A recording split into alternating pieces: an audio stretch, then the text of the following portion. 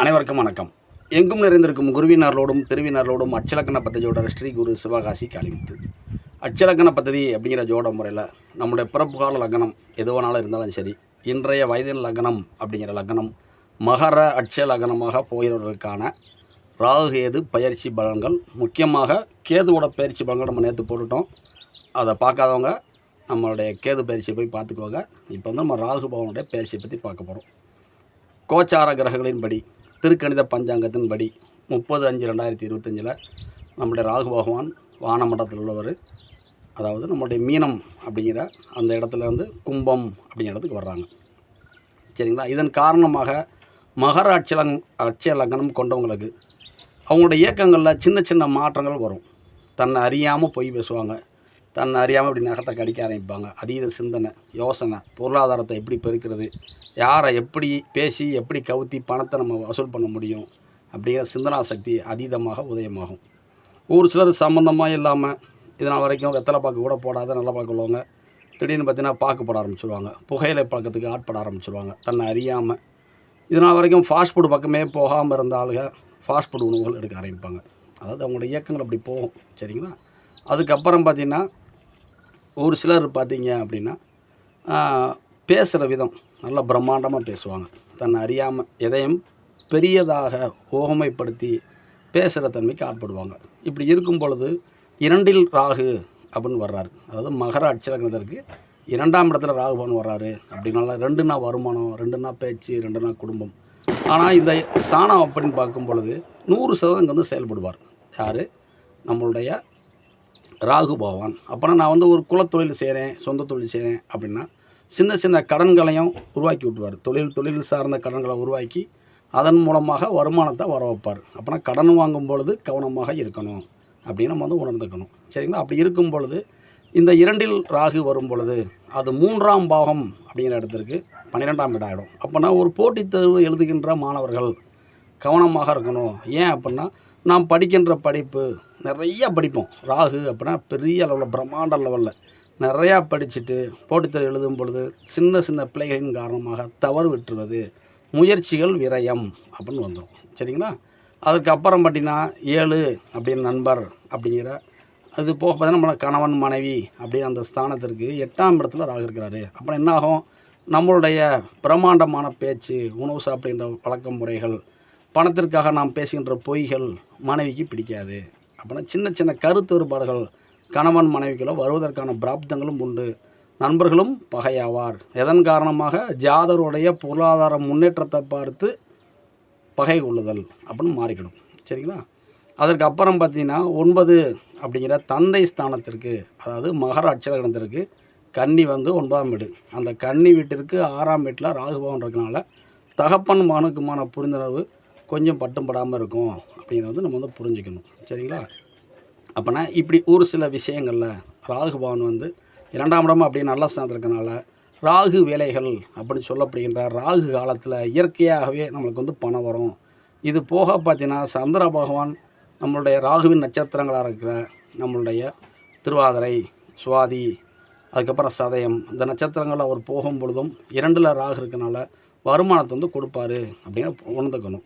இப்போ 2ல் ராகு இருக்கும் பொழுது நம்ம ஃபாஸ்ட் ஃபுட் சம்மந்தமான துரித உணவுகள் சாப்பிடும் பொழுதும் அது வந்து 8ல் கேது இருக்கிறனால அது வந்து உடல் உபாதைகளை ஆட்படுத்தும், மலக்குடல் சார்ந்த பிரச்சனைகளை உண்டு பண்ணும் அப்படின்னு உணர்ந்துக்கணும். சரிங்களா? அப்படின்னா பிரம்மாண்டமான வருமானங்களும் உண்டு, ராகுவால் கேதுவின் இயக்கங்களாக நோய் நொடி சார்ந்த பிரச்சனைகளும் உண்டு, வருமானமும் உண்டு, பிரச்சனைகளும் உண்டு அப்படின்னு உணர்ந்துக்கணும். அப்புறம் மகர அட்சலக்னம் கொண்டவங்க எதையும் பேசும் பொழுது நிதானமாக பதறாமல் பேசணும் அப்படிங்கிறதையும் கவனமாக இருந்து கொள்ளணும் அப்படின்னு வந்து உணர முடியும்.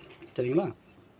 இப்படி இருக்கிறப்ப ராகுபான் 2ல் இருக்கனால நம்ம வந்து வருமானத்தை பெருக்கணும் அப்படின்னு நினைக்கிறவங்க நம்ம திருச்சியில் இருக்கிற உத்தமர் கோயில், நம்மளுடைய கடன் மகர அட்சலக்னம் கொண்டவங்களுக்கு கடன் சும்மா கொஞ்சம் குறையணும் அப்படின்னு நினச்சிங்க அப்படின்னா சிதம்பரம் நடராஜர் கோயிலில் போய் தீபம் பொருத்தி வழிபாடு பண்ணுறது, என்னுடைய தொழில் நல்லபடியாக விருத்தியாகணும் அப்படின்னு மகர அட்சலக்னம் கொண்டவங்க நினைக்கிறாங்க அப்படின்னா பக்கத்தில் இருக்கிற கும்பகோணம் பக்கத்தில் இருக்கிற திருவிடைமருதூர் மகாலிங்க சுவாமி கோயிலில் போய் ஒரு அன்னதானத்திற்கு உதவி பண்ணுறது, இல்லை ஒரு அன்னதானம் கொடுத்து வர்றது, இது எல்லாமே பார்த்திங்கன்னா மகர அட்சலக்னம் கொண்டவங்களுக்கு இந்த ராகு பகவான் 2ஆம் இடத்துல வரும் பொழுது நம்ம வந்து பெரிய லெவலில் முன்னேற்றம் அப்படிங்கிறதும் நம்ம வழக்கமாக சொல்லுவாங்களே, அதை உளுந்து உளுந்து மாவினால் செய்யப்பட்ட பொருள்களை உணவாக உட்கொள்ளும் பொழுது, ராகு அப்படின்னா சின்ன சின்ன பூச்சினங்களால் சேகரிக்கப்பட்ட பொருள்கள். அப்படின்னா தேன் சாப்பிடும் பொழுதும் நம்மளுக்கு வந்து வருமானங்கள் வந்து பெருகும் அப்படிங்கிறத உணரணும். சரிங்களா? அப்படின்னா 2ல் இருக்கும் ராகு தன்னுடைய 7ஆம் பார்வையில் 8ஐத்தான் பார்ப்பார்.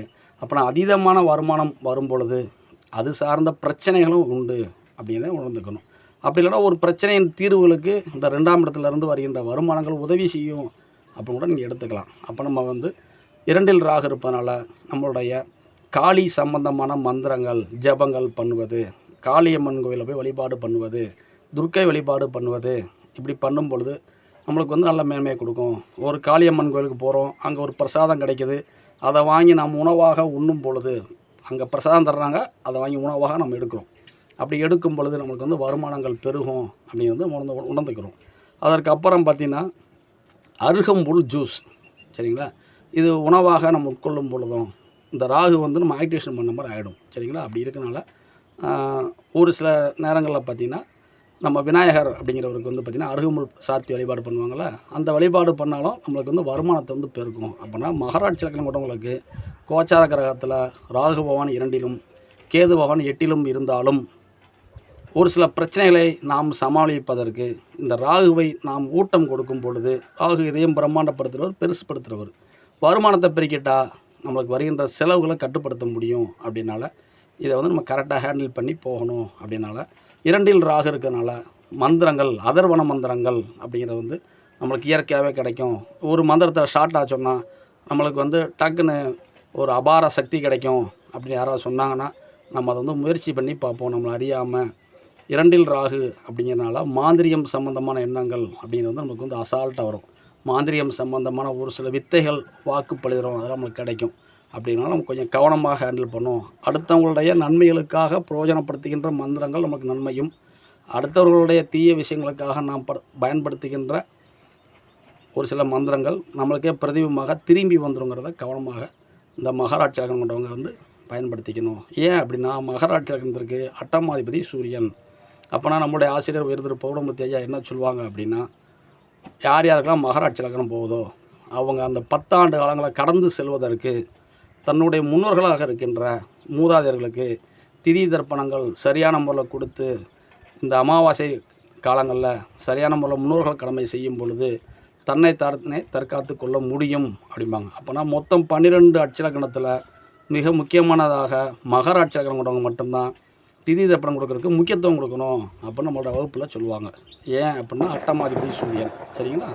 அதனால் கவனமாக இருக்கணும். அதே மாதிரி பார்த்திங்கன்னா சூரியன் அப்படிங்கிறவர் ஒரு சிலருடைய ஜாதகத்தில் ஐப்பசி மாதம் அப்படிங்கிற நம்முடைய துலாம் வீட்டில் இருந்தாங்க அப்படின்னா அந்த இடத்துலையும் பார்த்திங்கன்னா ஆன்ம திருப்தி ஆத்ம திருப்திங்கிற கிடைக்காது. ஏன் அப்படின்னா சூரியன் அப்படிங்கிறவர் தான் அவருடைய உதய நாளிகளிலிருந்து நம்முடைய ஜென்மலக்கணம் கணக்கிடப்படுவது அப்படிங்கிறதுனால இங்கே வந்து சூரியன் முக்கியமானதாகிறாரு. அப்படின்னால சூரியனுடைய நீசை வீடாக இருக்கின்ற துலாமில் சூரியன் அங்கே இருக்கும் பொழுது அவங்களுடைய ஆன்ம நேயம் திருப்தி அப்படிங்கிற இருக்காது. அதை திருப்திப்படுத்துவதற்காக நாம் வந்து கண்டிப்பான முறையில் கும்பகோணம் பக்கத்தில் இருக்கிற திருவிடை மருதூர் மகாலிங்க சுவாமிகளுக்கு போகணுன்னு சொல்லுவாங்க.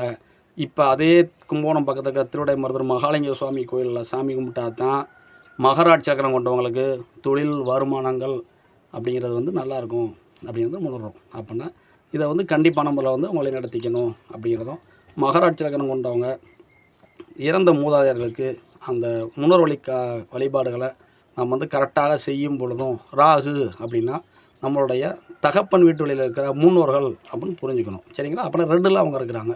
அப்போனா அந்த மூதாதையருக்கு திதி தர்ப்பணம் கொடுக்கும் பொழுது அவங்க மூலமாக நம்மளுக்கு வந்து வருமானங்கள் பெருகும் அப்படிங்கிறத உணர முடியும். சரிங்களா? இதில் லக்னாதிபதி அப்படிங்கிற நம்மளுடைய சனி பகவானும் 7ஆம் அதிபதி அப்படிங்கிற நம்மளுடைய சந்திர பகவானும் அவங்களுடைய சுய ஜாதத்தில் எங்கே இருக்காங்கன்னு பார்த்துக்கணும்.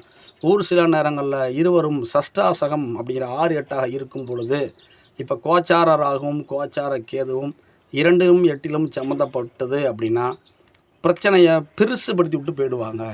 அதனால் கொஞ்சம் கவனமாக ஹேண்டில் பண்ணோம். அப்படின்னால அவங்களோட சுயஜாதத்தையும் நீங்கள் கம்பேர் பண்ணி பார்த்துக்கிடணும் அப்படின்னு உணரணும். அப்போனா எதிர்பாராத திடீர் விஷயமாக அதிக உழைப்பில்லாத திடீர் பணம் அப்படிங்கிறது மகர அட்சய லக்னம் கொண்டவங்களுக்கு இந்த ராகுவின் தன்மையின் காரணமாக பணம் வரப்போகின்றது அப்படிங்கிறதையும், அது எப்படி எவ்வாறு நம்ம தற்காத்து கொள்வது அப்படிங்கிற திட்டமிடுதலை அவர் உங்களுடைய கர்ம வினை செயல்படுத்தும் அப்படின்னு வந்து நம்ம உணர்றோம். சரிங்களா? இப்படிப்பட்ட அற்புதமான ஜோட முறை.